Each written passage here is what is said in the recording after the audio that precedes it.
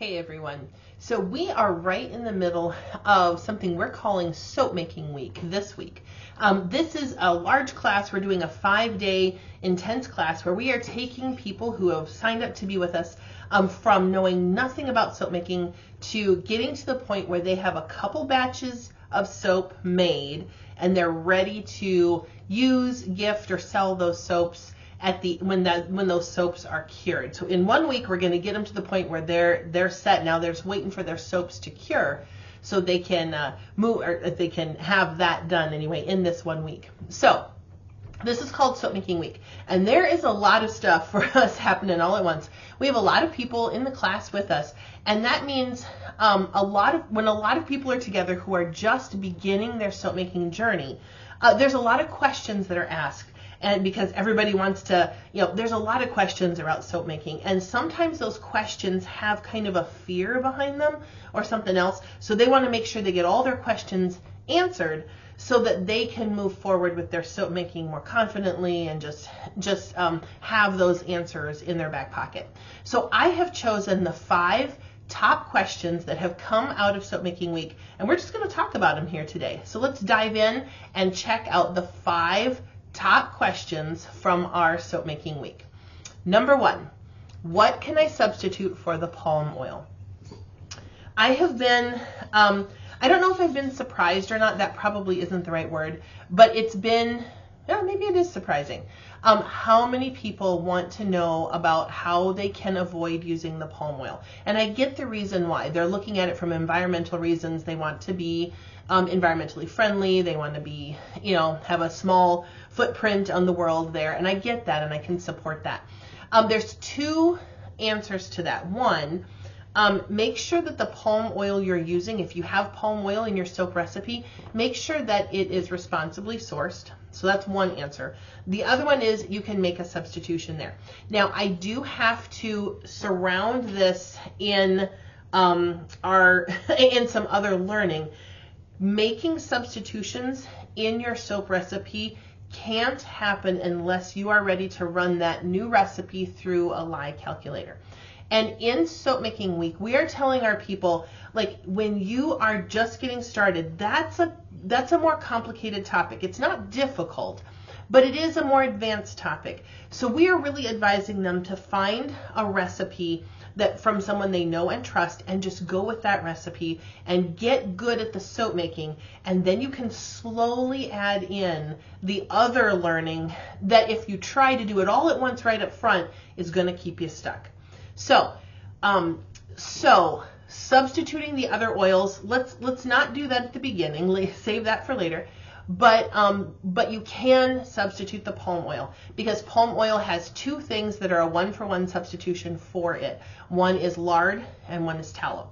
So you can just leave out the palm oil and use lard instead. Leave out the palm oil, use tallow instead, and that'll be just fine. You don't have to run that new recipe through a lye calculator then. All of the amounts of liquid and the amount of lye will be the same. So that was question number 1. What can I substitute for the palm oil? Number 2 is, can I use essential oils in my soap? And this has been a tricky question to answer to people who are just getting started with soap making, because the question is always, can I use essential oils in my soap? And that answer is yes. But on the back side of that is some additional learning about not all essential oil brands are equal. Not all oils are going to survive the saponification process.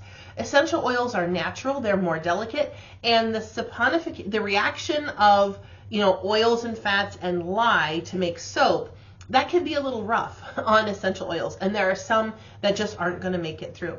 So when people ask, can I use essential oils? Sure you can, but they're not all going to work, and you have to do some learning behind that. So what we are recommending to our beginning soap people is that you practice with what we are calling soap grade essential oils, meaning that you purchase them from a soap supply place like brambleberry.com or bulkapothecary.com. Just go there, check out their essential oils, purchase a small amount, and then practice with those oils. That will give you an idea for how the oil is going to behave. It's not this. If you do high-end essential oils, it isn't the same. But we feel like it's good enough for practicing so that you're not risking your spendy bottle of oil, knowing that you're going to have to use most of it and you have no idea how it's going to behave. You have no idea if it's going to make it through. So do your experimenting with the soap grade essential oils and then try out your other stuff, already kind of having an idea what those oils are going to do from that experiment. Question number 3, what if my soaps crack? How can I avoid cracking in the top of my soap? Now, what is that? Maybe if you have made soap, you have seen this already, but cracking happens when the top part of the soap cools more quickly than the inside. And that inside, especially if it's heating up a little extra than it should, will expand, and then that just causes the top to crack. Now, let me tell you that a cracked soap is not the end of the world. The crack is very obvious when you see the whole soap loaf. But after you cut the bars, you are barely going to notice that crack. It adds to the character of the soap. It lets people know that this is a handmade soap. This was made in her kitchen, not in a factory or anywhere else. So it just adds to that flavor for the soap. So don't worry about if your soap cracks a little bit. It's okay. You can even use your gloved finger or a spoon if you catch it early and just kind of push it back together and it'll be just fine. So don't worry about the cracking. But what can you do to help avoid that? There are a few things to just think about, and you're going to need to find your sweet spot in your soaping environment. There are things, we're talking about heat in your soap. So things that will obviously bring in the temperature of your oils, or bring in the temperature of the soap batter down a little bit. That will help. I don't like to be under 100 degrees, but you could certainly bring it down closer to that if cracking is a huge problem for you. Think about any additives you're using in your soap. Anything with sugar, honey, any of those things is going to cause the soap to heat up more on the inside. And for us, we deal exclusively with milk soaps. So we're trying to avoid heat, we're trying to avoid gel phase, we're trying to avoid all of those things that milk doesn't like. So if you are making milk soaps, this is your thought as well. Watch out for soaps that have honey in them, that have additional sugar. Some fragrances, some essential oils will cause the soap to heat up more. So you're just going to have to watch, like, which soaps do you have an overheating problem in, and what happened with that soap, what's in that soap, what might be causing that. Now, if you catch a soap that's overheating early, and what I do is I just feel the sides of my soap mold, and I know what a normal soap kind of feels like. I would have to guess. I don't have an actual temperature for what temperature it usually is, but it's noticeably warm. And then there's one that you go, oh, hot. Okay, that one needs to go in the fridge for an hour, 2 hours. Just get that middle part cooled down a little bit, and then pull it back out of the fridge so that it can continue its saponification process out at normal room temperature. So that's what you can do to try to avoid the cracking, to fix the cracking if you find it early, and then to help to lower the internal temperature of your soap a bit to get that to stop happening. Also, and I say this with a little bit of not a grain of salt, but just this is another thing you can experiment with. If you have a soap mold that's a silicone mold inside a wood box, and that wood box is solid, a way that you can help vent more heat out of that box is to drill holes in the sides of the box. That will, when it's a solid box, that can insulate the soap. And again, if you're making milk soaps, we want to avoid that. So that's a way to help vent more heat to keep that middle from being too hot. Now, if you're doing other soaps and you want your soap to heat up, well then do like the opposite of what I'm just saying. But for milk soaps, we want to make sure that we're keeping it nice and cool, and so we can keep that middle from trying to go into gel phase. All right, another question, how do I wash the dishes? And it has been interesting to me that this has been one of people's top questions is like, what do I do? What do I do once I have all these dishes full of lye milk and full of soap batter and stuff? Like, what do I do? How do I wash the dishes? And my process is really pretty simple. I leave the drain open. I don't want a whole sink full of water. I don't want all of those chemicals floating around in water. And now I've, even with gloved hands, I don't want my hands, hanging out in that water. So I have an open drain and I run a little trickle of water. And then I rinse out what I can, use my gloved hand and knock out any other debris or residue, whatever I can get with my hand. And then take a dish rag, put a little bit of dish soap in it, or even a little bit of your goat milk soap. If you'd like to have a little crumbs of that can work too. And then use that soapy rag to clean the inside and the outside of the dish, rinse it out, and put it in the draining rack. And that's all that I do to clean my dishes. Now, colorants and other things can pose a little bit more of a challenge. Just make sure you've done as much rinsing as possible on the front end, and that will help that process just go more cleanly, more smoothly, and you don't have colorant all over your gloves and all over your sink and everywhere. So that is question number 4, how to wash the dishes, are little tips for that. Then the 5th one is, how do I spritz with alcohol? I think people have, especially even people who have not made soap before, have watched enough YouTube videos or demonstrations or whatever to see people spritzing the tops of their soaps with alcohol. Now, it needs to be a high percentage of alcohol. And I'm sorry, what they're doing there is they're trying to avoid soda ash on the top of their soap. So there's just like a white film that forms on top of the soap because the lye is still active and it's pulling minerals out of the air that collect on top of the soap. And that just makes this white film. It doesn't ruin the bars. It doesn't wreck them at all. It just isn't as pretty as it could be. So we try to avoid it if we can. What you do is you take a spray bottle with this rubbing alcohol in it. It needs to be a high percentage rubbing alcohol in a spray bottle. And you're just going to spritz it every 30 minutes for 2 hours. And that will just form a barrier between your soft soap and the air so that the lye can't react with those minerals. And it just keeps that from forming in the first place. Now you might have, it might form anyway. For us in the summer, when there's a lot of humidity in the air, it tends to be a bigger problem than it is in the drier seasons. So it might form anyway. If you find that you've got a batch that has soda ash anyway, despite your best efforts, using a steamer to steam, because my steamer has a trigger on it, but a steamer like you would steam clothing with, using a steamer and just hold up the whole batch and steam the whole batch, that will reduce the look of the soda ash. It won't remove it entirely, but it will reduce it. And actually, I kind of like sometimes the soda ash just in the cracks yet. It just kind of makes some little definition in the form of the top, and that's okay. The other thing you can do is just decide that this is how this soap looks and that it's okay just like it is. And what we found at craft shows, if you don't tell anybody, oh yeah, sorry, that one's covered in soda ash. If you don't tell them that, they will oftentimes come back to you and go, gosh, I love how you frosted the top of this one. This is so fun.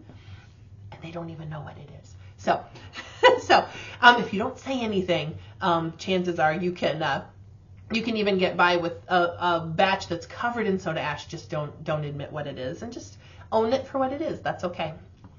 So these have all been great questions, and I have loved interacting with all of our people in Soap Making Week. They're so hungry. They're so anxious to find answers and to get going with their soap making. And we have seen so many people in the Soap Making Week try their first batch of soap and go from on day 1, which was Monday, this is day 4, so this was 3 days ago, on Monday going, I'm so nervous, I'm so afraid I'm going to make a mistake, to saying, gosh, that wasn't near as bad as I thought it might be, and gosh, that was actually kind of fun, and no, it didn't turn out maybe exactly like I wanted, but I'm going to try again because this is just so much fun. It's so cool to be able to do. And it's so rewarding for me to watch people go from being scared of the process to really enjoying and being in a group where they can really enjoy it together. If that is something that you would like to engage in, if that's something you would like to be part of, we have our Sassy Soapers Soap Making membership is open today and through this weekend. So if you are, and so it's open right now. This is April. It'll be April 25 to April 28. Excuse me. So if you would like to join us in Sassy Soapers, our membership is open this weekend, and you can jump in and join us in this group of people who started from zero. Everybody here started from not knowing anything about soap making, but join us in a new project every month that just helps continue to inspire you and intrigue you and keep you motivated and moving forward, keep you making soap, and keep you adding to your skill set every month. Every month there's going to be something new there. If you find this video after those dates, our membership will be closed because it's closed most of the time. But if you would click the link in the description, you can get on the wait list to make sure that you know the next time Sassy Soapers is open, and then you can jump in at that point as well. So we would love to have you there. This is a great way to continue growing your soap making skills because, and I've seen this already in Soap Making Week this week, sometimes it isn't going to go exactly like you want it to. Sometimes it might be a royal failure, especially when you're making your first batches of soap. You forget to add an ingredient, or you've got things way too hot, or it takes you too long, and now things are chunky and a mess. So when that happens, it is so much better to have a group of people around you saying, it's okay. Yeah, you made a mistake. No problem. Set that aside. Try again. Don't worry about it. Don't let it get you down. Try it again because you are learning. And it's okay in the process of learning to make mistakes. That's all right. It's okay. Nothing's going to explode. Promise. Promise. Nothing's going to explode. And it's going to be okay. Even if it doesn't turn out like you wanted it to, it's going to be okay. You are going to get there. And when you have this group of people around you cheering you on and saying, that's all right, you got this, try again, we're here with you, and even to help answer questions for what went wrong, it makes the whole thing just a positive experience. Even if it's not going quite right, it's still a positive experience. Whereas if you had to do this by yourself and you knew that if something goes wrong, I'm going to have to figure out what happened because it's just me here and I don't know who to ask. That's a whole different experience, and that can be slow and frustrating and just not ideal. So we would love to see you in Sassy Soapers. If you find this video right away when we put it up on Friday, you've got 3 days. We would love to see you in Sassy Soapers. If not, jump on the wait list. And when we open it up again in the fall, we would love to see you there as well. So we're just going back. We're on day 4 of Soap Making Week. We've got 2 more days and then some stuff through the weekend as well.